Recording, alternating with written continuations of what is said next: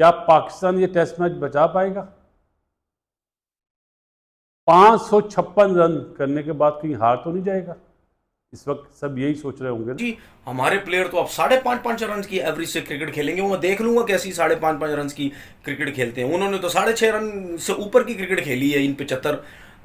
Pakistani bowlers पर ठंडे हो चुके हुए हैं। पाकिस्तानी बॉलर से अगर मैं पेस की बात करूं तो किसी बॉलर की भी 140 की एवरेज नहीं आ रही। इतनी गंदी पेस से बॉलिंग कर रहे हैं और इस पर हैडी ब्रूक ने मार मार बुरा हाल किया हुआ है। वो कल आपको फिर 1 घंटा पिदाएंगे आपको। They will put you out there for an hour and a half. They will make sure they get about 700 runs if not.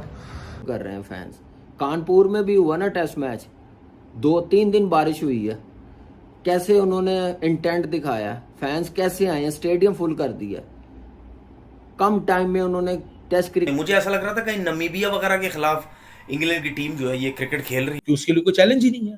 कप्तान साहब सत्तू पी के सो रहे हैं। कप्तान साहब ने ऐसी फील्ड खोली हुई है जैसे बस कप्तान साहब ने ये सोच ली है, क्योंकि विकेट में जान नहीं है। सो यहाँ कोई क्लोज आपको इनसाइड एजेस नहीं मिलेंगे, आप कोई लेग स्लिप नहीं खड़ी कर सकते। का भी जो है वो सोच रहा है मैंने करना क्या है इनके साथ। वो भी कह रहा है मैं जरा मजे ले लूं पाकिस्तान क्रिकेट के, इनकी औकात इनको दिखाऊं।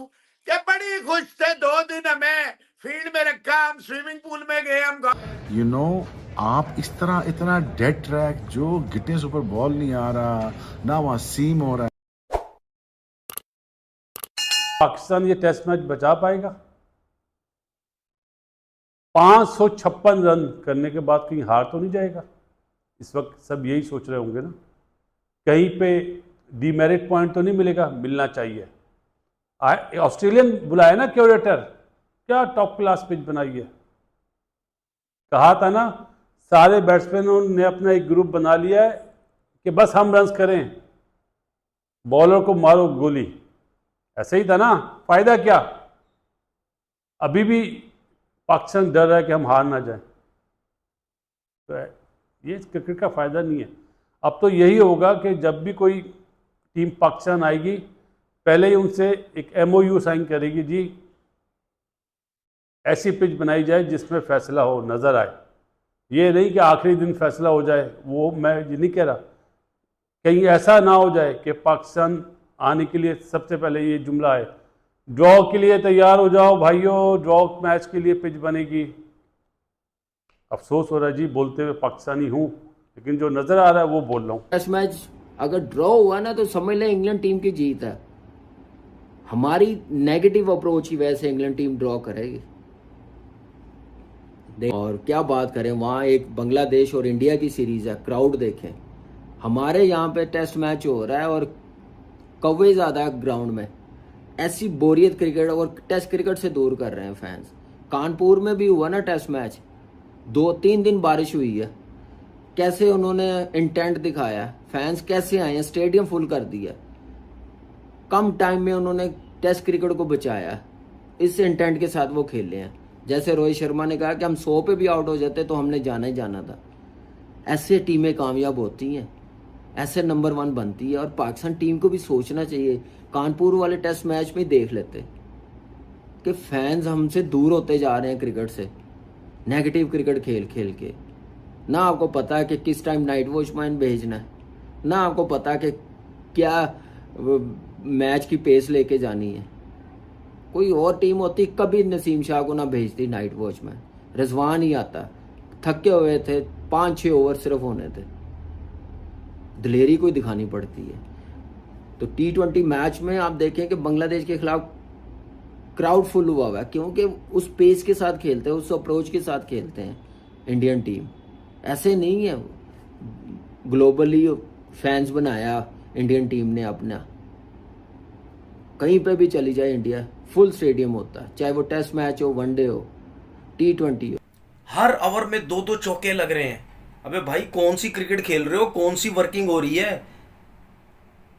वो तो हमें भी पता है कि थका हुआ क्यूरेटर रखा हुआ है, पिछले कोई 30 साल से क्यूरेटर चल रहा है। कहाँ है चेयरमैन क्रिकेट बोर्ड साहब? वो तो कह रहे थे कि बड़ी ज़बरदस्त हम पिचेस बनाएंगे, आप देखिएगा क्या पिचेस बनाएंगे। यही ऑस्ट्रेलिया के खिलाफ जो सीरीज़ खेली थी उसके बाद ही इन चेयरमैन साहब का बयान आया था ना कि ये क्या थकी हुई पिचेस बना देते हैं, रिजल्ट आते नहीं है। तो बनाते ना अच्छी पिचेस, कहाँ है वो पिचेस?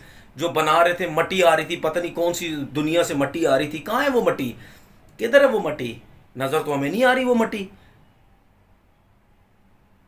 उन्होंने 650 पर रन की एवरेज बनाई है और मार मार के बुरा हाल किया हुआ है, और उनके सब बैट्समैनों का स्ट्राइक रेट मैंने आपको बता दिया कितना कितना है। अब हमारी जब बैटिंग स्टाइल, पहले तो ये है कि बचाओ ना, पहले तो 700-800 रन ना करके बैठ जाए, वो इतने तो करेंगे, जाहिर सी बात है, 500 रन तो हो गए।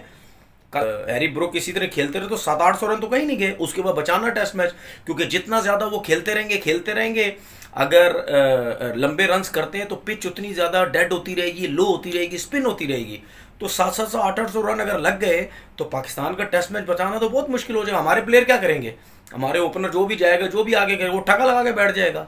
आपके लोग कहते हैं जी हमारे प्लेयर तो अब 5.5 रन की एवरेज से क्रिकेट खेलेंगे, वो मैं देख लूंगा कैसी 5.5 रन की क्रिकेट खेलते हैं। उन्होंने तो 6.5 रन से ऊपर की क्रिकेट खेली है इन 75 ओवर के अंदर।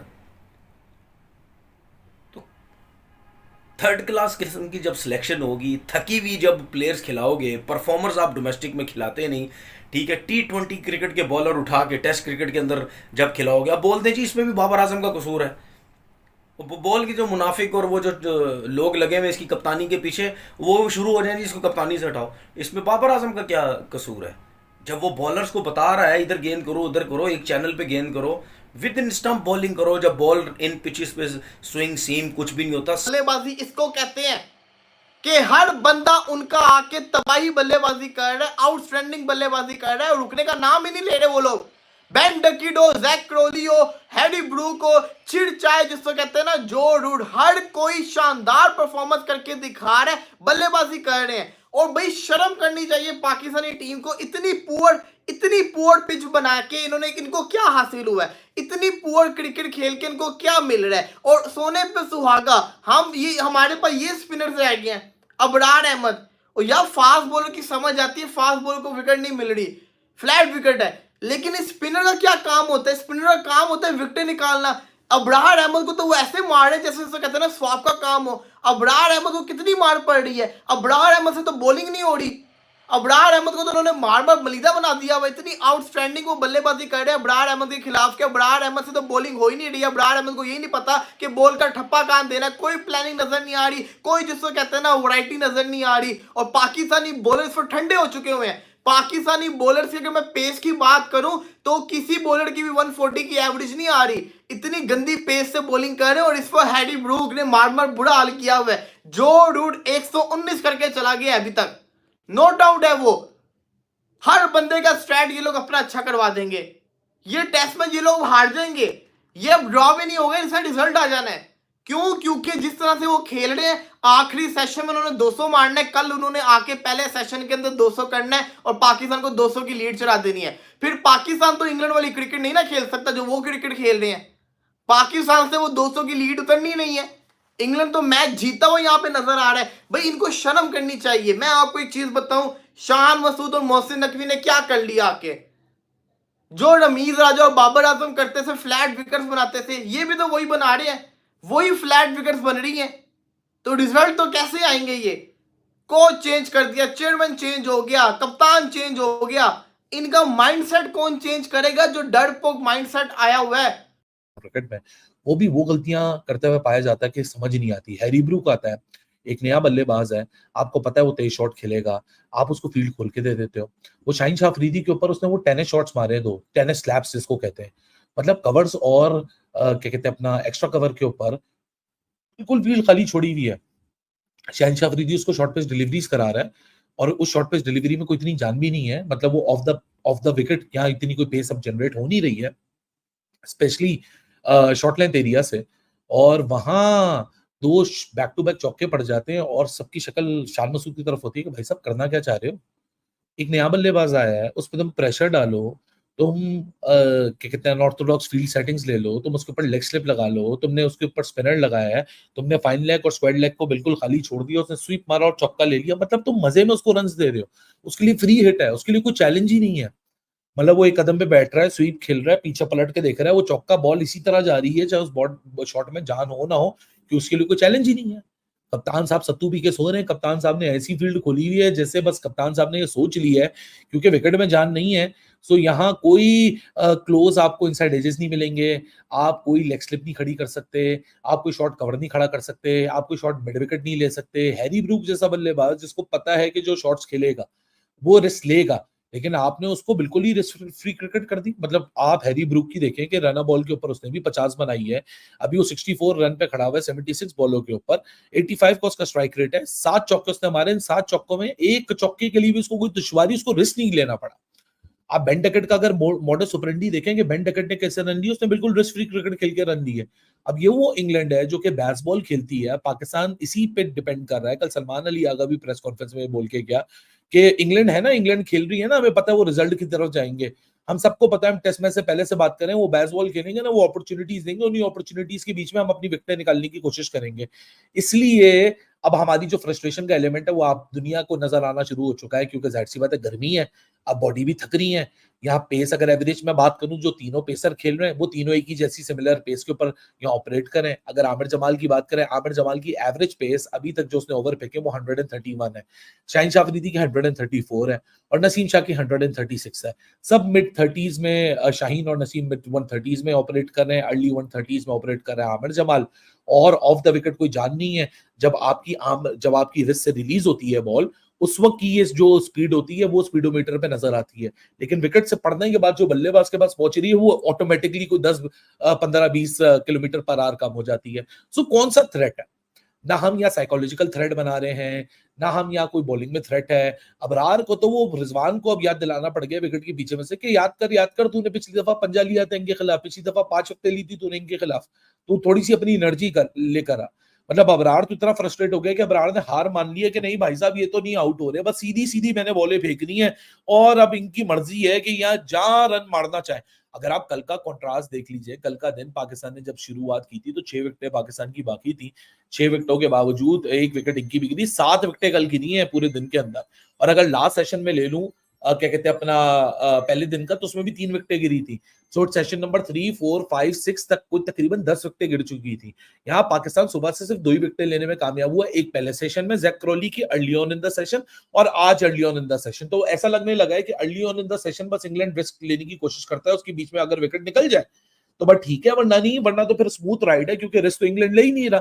तो दोस्तों जैसे अपने पाकिस्तान की मीडिया रो रही है कि इंग्लैंड की बैटर ने पाकिस्तान की बॉलिंग लाइनअप को एक्सपोज कर दिया है, मतलब इंग्लैंड की बैट्समैन तो सबने पाक की धुलाई करी है। इसको देख के पाकिस्तान की मीडिया टीवी पे रो रही है कि पाकिस्तान की पहला इनिंग्स जैसे पाकिस्तान ने 556 मतलब 556 रन बनाए थे, इसके बाद पाकिस्तान की मीडिया पाक की खूब तारीफ कर रहा था, ये कह रहा था कि पैक बटर अच्छा खेले हैं, लेकिन ये फ्लैट पिच पे जो रूट और बेन डकेट और हैरी ब्रूक ने पाकिस्तान की बॉलर की धज्जियाँ उड़ा दी है। अब ये टेस्ट मैच लगा रहा है कि इंग्लैंड लीड पे ले जाएगा, अगर इंग्लैंड लीड लेगा तो पाकिस्तान ये टेस्ट मैच हार जाएगी, क्योंकि दोस्तों सेकेंड इनिंग्स में इंग्लैंड ने बेसबॉल की तरह ही खेलेगा। और पिछला सीरीज जब इंग्लैंड ने पाकिस्तान में आया था तो इस बेसबॉल इंग्लैंड पाकिस्तान को 3-0 से हराया था, और जो रूट जैसे पाकिस्तान के बॉलर को फेंटा लगा रहे हैं वो 200 कर सकते हैं। पाकिस्तान की खूब कई साल हो गया है पाकिस्तान अपने घर में टेस्ट सीरीज तो छोड़ो, टेस्ट मैच भी अपने घर में नहीं जीत पाता है। तो दोस्तों आज के लिए इतना ही। यदि आपको वीडियो अच्छी लगी तो वीडियो को लाइक और चैनल को सब्सक्राइब जरूर करिए। वीडियो का कौन सा पार्ट आपको अच्छा लगा आप कमेंट सेक्शन में बता सकते हैं। और दोस्तों आप क्या लगता है पाकिस्तान ये टेस्ट मैच जीत सकता है या नहीं, आप कमेंट सेक्शन में बता सकते हैं। मैं मिलता हूँ नेक्स्ट वीडियो पे, तब तक जय हिंद।